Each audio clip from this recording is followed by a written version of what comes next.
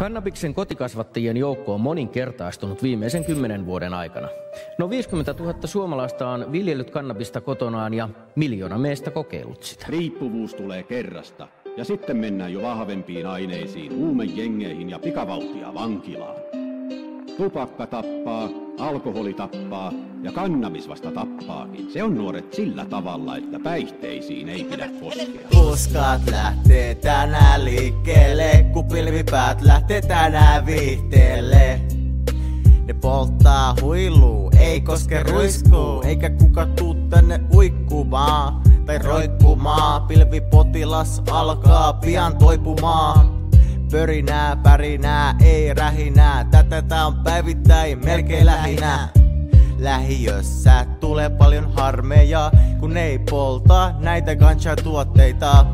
Hyi, emme käytä päihteitä, käytän luonnon mukaisia lääkkeitä.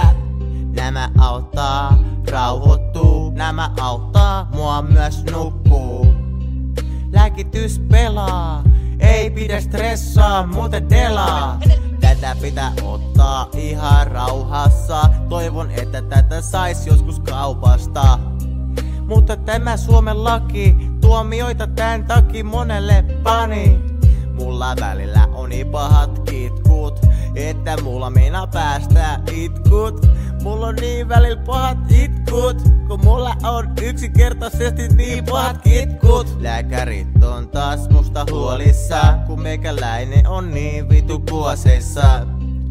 Kun teho se on muodissa, liikuvassa muovissa. Tämä puoti vaan jatkaa ja jatkaa, täällä vaan pilvipäitä sataa. Puna, kelta, vihreä, pilve, päiväni meni silleen. Ei märkää kukkaa, vesi on täynnä tuhkaa, lähetkö nytte mukaan? Näissä piireissä on ruuhkaa, jossa poltetaan päivittäin kuivaa kukkaa. Täällä on beibejä, reittejä, Mary Janeja, leikkimässä huiluleikkejä. Pommattuja seiniä, poltettuja heiniä, syötyjä leipiä. Paljon sä haluat ostaa tätä? Oletko sä joku, no 10 päällä suunnilleen about? Löytyisikö sulta vähän enemmän? No siis, no kyllä tosta vähän tästä saisi ehkä vähän enemmän, mutta jaksat sä venaa siihen saakkaan? No, kyllä mä jaksan ottaa. Onneksi mulla on vielä aamuiset tässä kyhärillä. Ai niin, muuten se laikkeen nimi on G13. Onks tuttu? Mikä G13? Hyi vittu, mä haluan lakkabudi. Onks sun lakkabudi?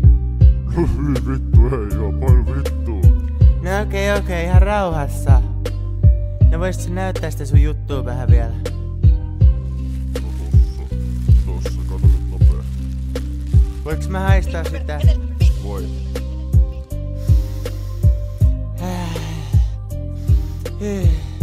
Ai se kissan koselle, hyi vittu. Onks tätä sairasta pilaa vai? Ei vaan kunnon dänkki.